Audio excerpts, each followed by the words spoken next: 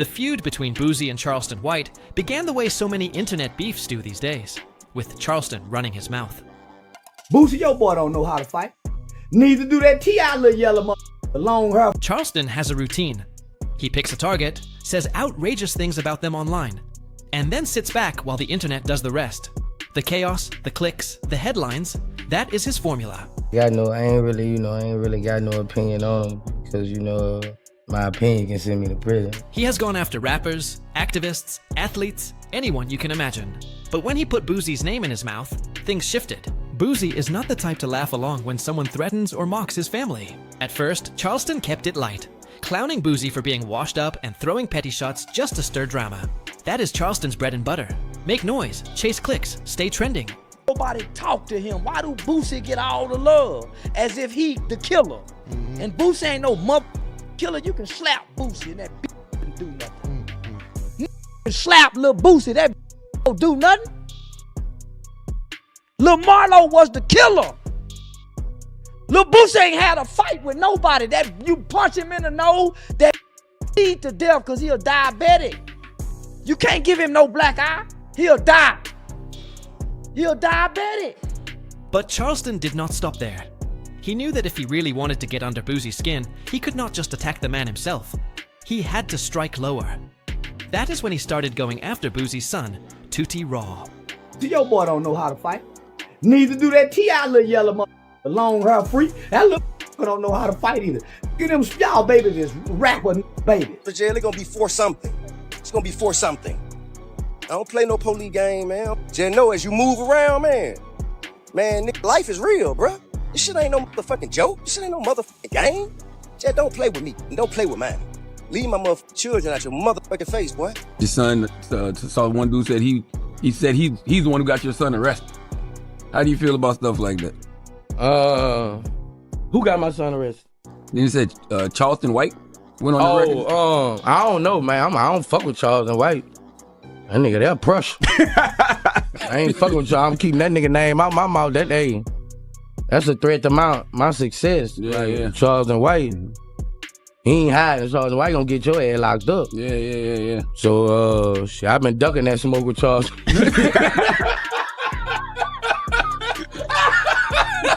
That's the only smoke I ever heard Boosie say he ducking. That's some smoke you don't want, man. Man. I ain't trying to have them, man, calling no DAs on and all this on me. That's real shit. Yeah. It's real fake shit. But people got to realize, right, if you look at our community, I don't understand why people make threats online. Why they I ain't really got no opinion on them because, my opinion can send me to prison. So I ain't really, I ain't really got no opinion. Once you go to threaten people's kids, talking about you.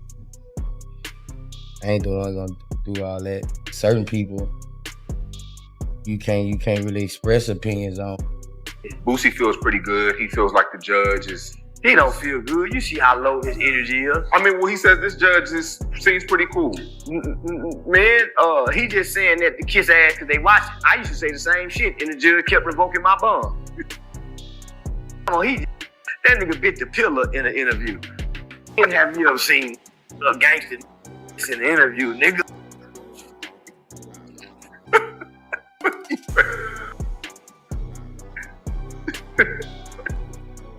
That nigga under pressure and stress. Come on, my not playing. He facing 15. Homie, don't you know he got a turd in his ass? Because those 5 murders is part of relevant conduct that goes into the PSI. Even though he beat it, they still bring it up as an arrest. Boosie record don't put him on a cakewalk, y'all. He going where he got to really be in danger and in fear, no matter who he is. That was the moment the line got crossed. Everyone watching knew it. Disrespecting Boosie is one thing. Targeting his son and even bragging about trying to get him locked up, that is violation. And with violation comes consequences. For a while, Boosie kept his cool. He did not jump into a shouting match or give Charleston the satisfaction of a quick reaction. But when Charleston kept doubling down, repeating Tootie's name, Boosie finally responded. Looking straight into the camera, he gave Charleston a warning that left no room for confusion. Do not mess with my family. Do not speak about my kids. Do not drag my blood into your circus. Boosie did not scream or make wild threats, but the weight in his voice made it clear. He was done playing. The internet exploded. Clips of Boosie's warning spread everywhere. Fans praised him, saying that was exactly how a father should stand up. Others cautioned him, warning that Charleston was baiting him, that this was exactly the attention Charleston wanted. But no matter the take, everyone agreed. Charleston had gone too far this time. And if you trace it back, you can see what sparked it all. Because part of the reason Charleston came for Boosie was tied to another giant in hip-hop, the artist formerly known as Kanye West. When Kanye stepped out in that White Lives Matter shirt, it sent shockwaves through the culture. You slap Kanye West, that's where we were wrong at, homie. Yeah. Why slap him for what, nigga? When you had a 15-year-old hitman, nigga, that murdered black people. The little kid got life without parole. Why would he slap Kanye West, a man with biracial white children, embracing the concept and the notion that black and white lives matter? The photos spread everywhere. Some people defended him, others blasted him, but nobody stayed quiet. Boosie was one of the loudest critics. He called Kanye out for disrespecting black people, for playing with a movement that was not his to play with. He told Kanye he had crossed the line. That is when Charleston saw an opening. Instead of siding with Boosie, he flipped the script. He mocked Boosie for speaking out against Kanye, clowning him for being so outraged about a shirt. He told his followers Boosie was not the one to criticize Kanye, calling him a hypocrite, desperate to stay relevant. Charleston twisted Boosie's criticism into fuel for his own attacks. From then on, whenever Kanye was in the news, Charleston dragged Boosie into it, linking their names together just to keep the fire burning. And that is how it escalated. From a shirt to a feud, to Charleston targeting Boosie's own son. But Charleston was not done. After going at 2D Raw, he found another name to drag into the mess. King Harris, the son of T.I. If Charleston's beef with Boosie started with Kanye, his beef with King began because he simply could not resist throwing more fuel on the fire. If your boy jump on me, y'all will bury that yellow motherfucker. I shoot him right in his goddamn throat. Look, I wish an 18, 19-year-old nigga would jump on me. Boy, I Trayvon Martin that little motherfucker. I swear to God. So why you was a bitch, boy? Man, we was about to whoop your ass when you come back down here from telling. I can see you had a soft upper. Jail, it's gonna be for something. It's gonna be for something.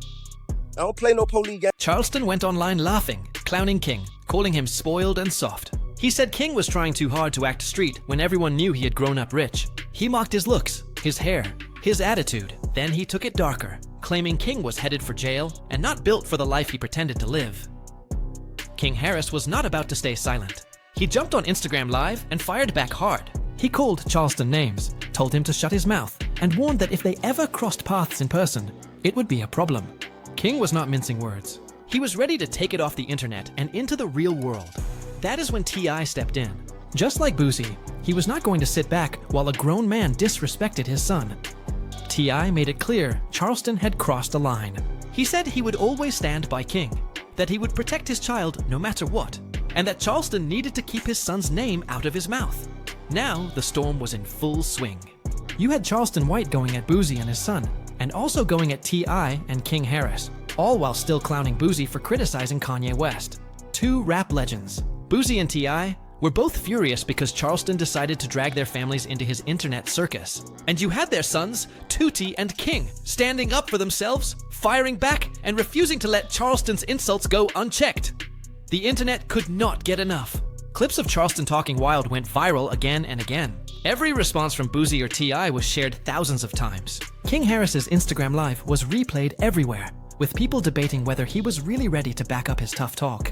It felt like watching a car crash in slow motion. Nobody could look away. But beneath all the noise, there was something deeper. This was not just Charleston White being outrageous. This was about family. It was about fathers protecting their sons. It was about the unspoken rule in hip-hop, in the streets, in life. You do not come for a man's kids. You can diss him all day, mock his career, his money, his choices. But the moment you drag his children into it, you cross a line that cannot be uncrossed. That is why Boosie's warning hit so hard. It was not entertainment. It was not just beef. It was a father drawing a line in the sand. Do not mess with my family. Do not talk about my son. Do not bring my blood into your games. That is also why T.I.'s response carried so much weight. He was not just defending King's reputation. He was defending his role as a father, showing the world that no matter how big the industry gets, or how crazy the internet gets, family comes first. Charleston White, of course, kept laughing. That is his playbook. He claims he is untouchable, that rappers cannot touch him because he will call the cops, that he can say anything he wants and get away with it. And maybe for now he can. But when you look at how serious Boosie and T.I. were, you could tell this was not over. Because once you disrespect someone's family, the energy shifts. It stops being about clout and laughs. It becomes about respect. It becomes about honor. And for men like Boosie and T.I., those things matter more than anything. So what started with Boosie calling out Kanye's shirt snowballed into Charleston White mocking Boosie, then attacking Boosie's son, then dragging King Harris, then clashing with T.I. It became a tangled web of disrespect, warnings, and family pride. And the internet watched every second, waiting for the next move. Does Charleston keep poking the bear? Do Boosie and T.I. take it further? Does King Harris run into Charleston one day and make good on his words? Nobody knows. But one thing is clear, this story is far from finished. And that is the thing about drama like this. It might start with a shirt, but once family is involved, once fathers start warning other men to leave their kids alone, it takes on a life of its own. This time, Charleston White may have finally pushed too far. So what do you think? Was Boosie right to send that warning? Was Charleston just chasing clout? Or did he cross a line that should never be crossed? And where does King Harris fit into all of this? Was he right to clap back? Or did he just give Charleston more attention? Drop your thoughts in the comments. And do not forget to like, subscribe, and hit that bell so you do not miss the next story. Because the way this is unfolding, you already know there is more to come.